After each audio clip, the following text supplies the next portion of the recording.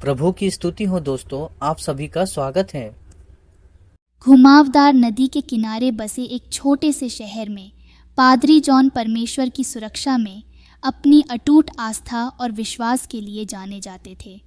वह अक्सर परमेश्वर की सर्वव्यापकता और विश्वास की शक्ति के बारे में प्रचार करते थे और आत्मविश्वास से कहते थे कि जब प्रतिकूल परिस्थितियों का सामना करना पड़ेगा तो परमेश्वर उनकी सहायता के लिए आएंगे।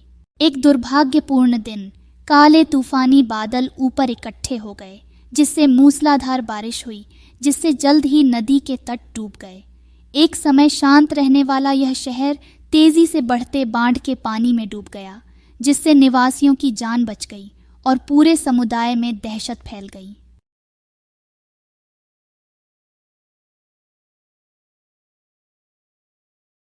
जैसे जैसे पानी बढ़ता गया, पादरी जॉन को अटूट विश्वास महसूस हुआ कि परमेश्वर उसकी रक्षा करेंगे। वह हाथ में बाइबल लेकर अपने घर की छत पर चढ़ गया और उत्साहपूर्वक प्रार्थना करने लगा, यह विश्वास करते हुए कि दैवीय हस्तक्षेप आसन्न था। अपने ऊंचे स्थान से उसने पड़ोसियों और दोस्तों को सुरक्षित स्थान की ओर भागते देखा। कुछ को नावों द्वारा और कुछ को आपातकालीन सेवाओं द्वारा भेजे गए हेलीकॉप्टरों द्वारा बचाया गया। जल्द ही एक बचाव हेलीकॉप्टर ऊपर दिखाई दिया।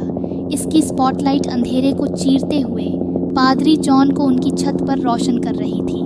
बचाव दल ने मेगाफोन के माध्यम से चिल्लाकर उससे बचाव उपकरण पकड़ने और जहाज पर आने का आग्रह किया, लेकिन पादरी जॉन ने अपने विश्वास पर दृढ़ रहते हुए उनके प्रस्ताव को अस्वीकार कर दिया और घोषणा की, परमेश्वर मुझे बचाएंगे, मुझे विश्वास है। उनकी लगातार विनती के बावजूद पादरी अविचल रहे। उन्हें विश्वास था कि परमेश्वर अंतिम क्षण में अपनी शक्ति प्रकट करेंगे। जैसे जैसे घंटे बीतते गए और बाढ़ का पानी बढ़ता गया, हेलीकॉप्टर ने पादरी जॉन को खाली करने के लिए मनाने के कई और प्रयास किए, लेकिन वह हर बार मना करते हुए दृढ़ रहे। दुखद बात यह है कि जैसे ही बाढ़ का पानी अभूतपूर्व ताकत के साथ बढ़ा, पादरी जॉन के घर की नींव ढीली हो गई, जिससे पूरी संरचना ढह गई।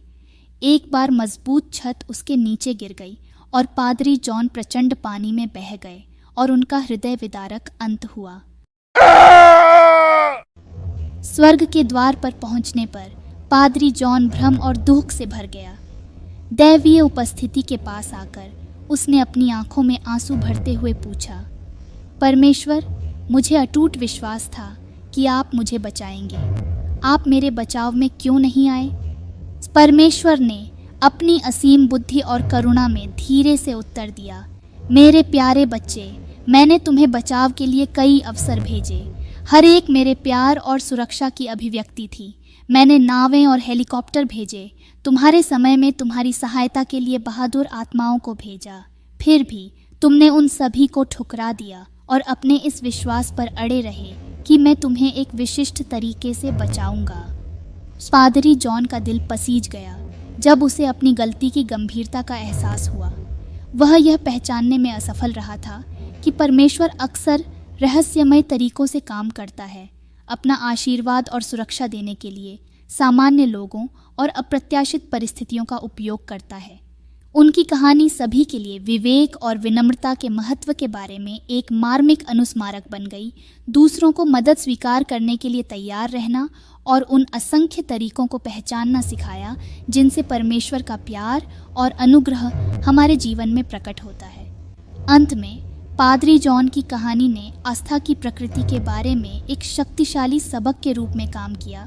दैवीय हस्तक्षेप के बारे में पारंपरिक मान्यताओं को चुनौती दी और लोगों से उन असंख्य तरीकों के प्रति सतर्क, ग्रहणशील और आभारी रहने का आग्रह किया जिनसे परमेश्वर की उपस्थिति को महसूस और अनुभव किया जाता है।